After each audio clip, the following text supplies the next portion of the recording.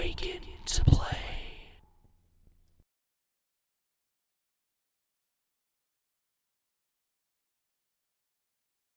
Hello and welcome to the Gamer Man's Lounge. Hopefully things are going well for you guys. As for me, welcome to Video Game Classics, where we go take a look at games of the past and we go ahead and see if we're going to have a good time with that game or not.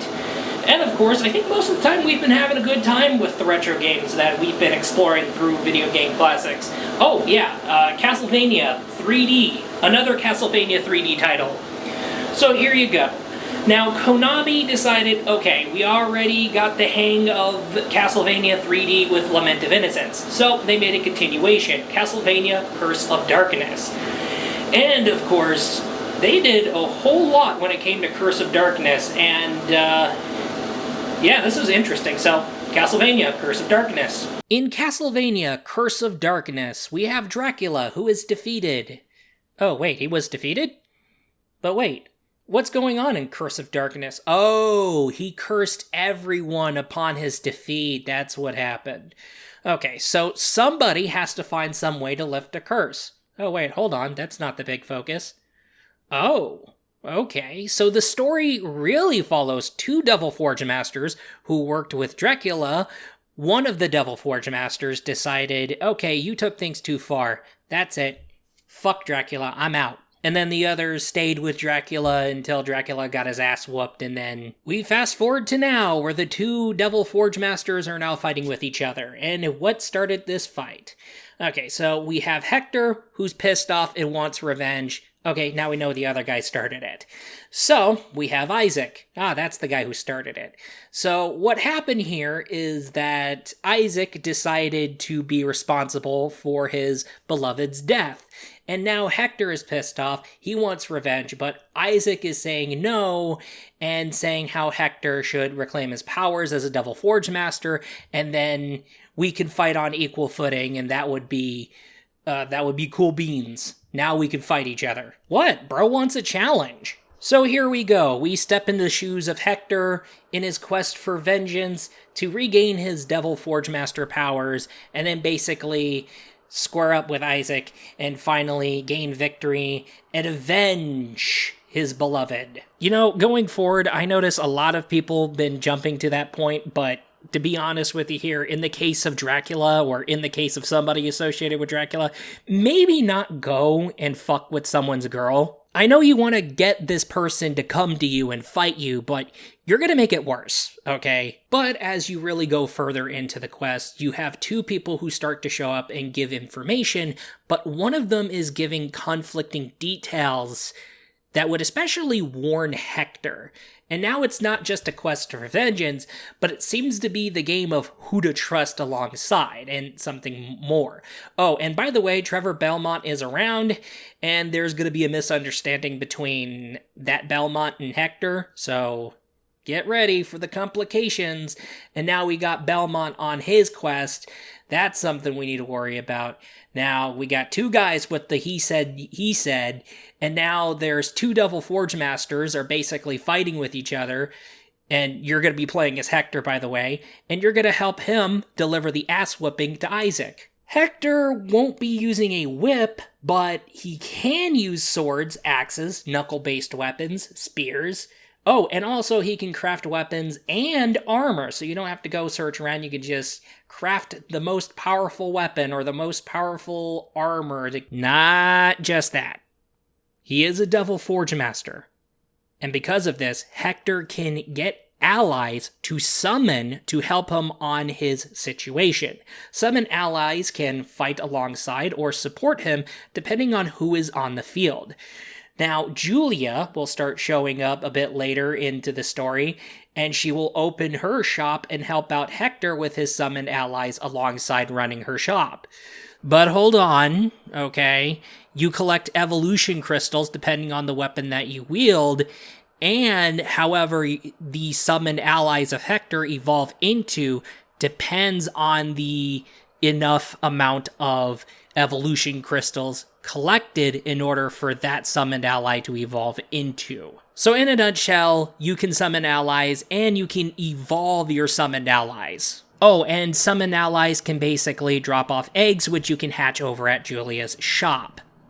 Oh, and by the way, there is a storage for Hector's summonable allies. But when it comes to the summoned allies and using the summon allies ability, they consume hearts. As a matter of fact, these summoned allies are basically the replacement to the sub-weapon system. Remember, Hector's a Devil Forge Master, not a Belmont, and not the son of Dracula like Alucard is. Coming back as ever, guarding and sidestepping, they are your bestest friends as well. As a matter of fact, it's not just that. What was missing from Lament of Innocence is finally here in Curse of Darkness. Gaining EXP to level up not just Hector, but level up Hector's allies. Yes, there are save stations to consider, and yes, there are memorial tickets which players can use to teleport into the last used save station. Oh, and also, by the way, there's teleportation rooms to teleport the player to areas. Okay, but there's also another ticket that you have to worry about which players can use to teleport to Julia's shop, and if they're in dire need of a quick trip to the shop to buy some potions or whatever the case may be. Oh, there is some drastic changes that had to be made and some drastic quality of life improvements that had to be implemented into Curse of Darkness compared to Lament of Innocence. So let's get into that. By the way, that right stick menu in Lament of Innocence, that's gone in Curse of Darkness. As a matter of fact, that right stick is for controlling the camera. By the way, no more fixed camera angles, okay? Because the camera control, it's a third-person camera, and you can manipulate the camera using your right stick. That's right. It's pretty crazy. Also, you do get a lock-on cursor, and if that lock-on cursor glows purple, you unlock the ability to steal when you deliver the final blow. And that's something that ends up happening, so turns purple, you just deliver that final blow, and you stole something from the enemy. Now, attacking is throttled down to 1 button rather than 2, and of course, when it comes to the triangle, that's for commanding your summoned allies, and the D-pad is for navigating the menu for your summoned allies. Now, the entire map of the game is branched and structured together more than separated compared to Lament of Innocence. So, no more going through magical lifts taking you to separated areas. The entire map of Curse of Darkness feels like as if you're exploring more than a castle. As a matter of fact, you're exploring more than a castle in Curse of Darkness. It's crazy, to be honest with you here. Curse of Darkness is no stranger to some addicting to listen to Castlevania music. And of course, the addicting Castlevania music is there. It's fitting with the themes. And as a matter of fact, when it comes to the environments of Curse of Darkness, it is very stellar. And yeah, stellar design, especially level design, very much well-detailed, well-decorated areas, and when it comes to the enemies, they are done very well. Hector looks very stylish as hell, and of course, everybody designed in Curse of Darkness is very stylish at the end of the day. Cut myself off there. Very fitting in with the Castlevania theme and with a more stylish and more badass approach as always. And when it comes to the Castlevania 3D Metroidvania approach, you're going to be hooked. You're going to be addicted to this game, definitely. You're going to be having fun with Hector and his abilities as a Devil Forge Master when it comes to crafting items and crafting weapons and crafting armor and summoning allies.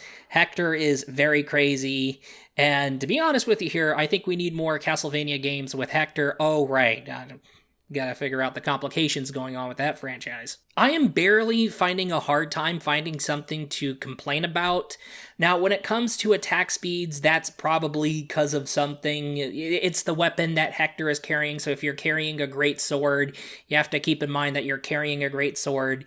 There's gonna be some decreased attack speed because, logic. But other than that, at the end of the day, Castlevania Curse of Darkness is basically like heart, blood, sweat, and tears, and more heart poured into it. Like, people had fun, people had a good time handling things when it comes to Curse of Darkness. There's going to be some areas that's going to be too challenging for some people, but it can be managed through, of course, grinding and getting EXP and leveling up from left and right.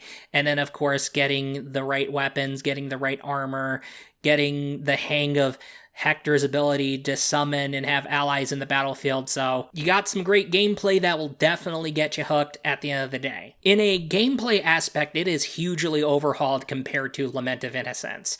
And, of course, when it comes to a continuing from what you already got set up in Lament of Innocence, it's done very well at the end of the day. It may not be no 3D something that's going to carry the torch like Symphony of the Night, absolutely.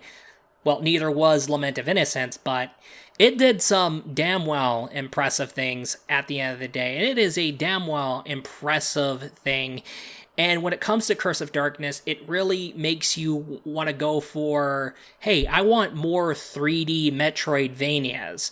Not just, okay, 2.5D. No, I want 3D with, if you want to do fixed camera angles like Lament of Innocence, or if you want to go have the camera be controlled by right analog stick, I don't care. But a 3D Metroidvania, similar to Lament of Innocence and Curse of Darkness, that's something we should start seeing more. But let's get right on going. Would I recommend this game? Absolutely. Get this game, get Lament of Innocence, both. These are two big deal 3D Castlevania games. Both are huge improvements compared to Castlevania 64. So yeah, absolutely recommendable for Curse of Darkness. That's a whole lot of different things and a whole lot of quality of life improvements that's been going down when it came to Curse of Darkness, I'll tell you that. But I will go ahead and say, yeah, we can't do that because, Konami and Castlevania, I don't know what's going on with Konami right now, but anyway, well, we could see a remaster of Lament of Innocence and a remaster of Curse of Darkness as well. That's the only thing I can think of something happening at the end of the day, but hey, hopefully that happens. That would be great. But it is what it is. We could just keep right on going. But if we're going to be expecting another run at a 3D Metroidvania, alright, that learns from Lament of Innocence and Curse of Darkness, that's going to have to be left up to, like, another developer. And somebody's going to have to come up with the 3D Metroidvania idea. It is what it is. Oh well. That's all. I will be looking forward to you in the next video. Peace out.